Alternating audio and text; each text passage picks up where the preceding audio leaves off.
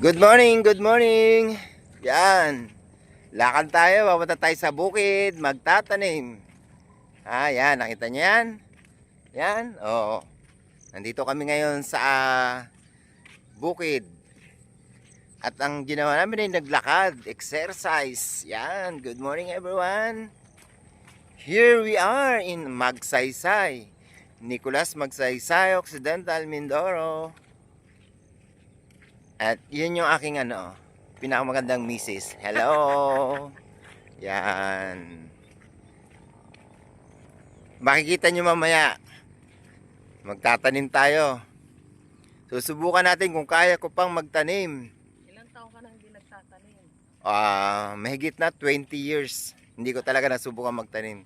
20 years? Let's try kung kaya pa natin. Hello guys, thank you so much for watching.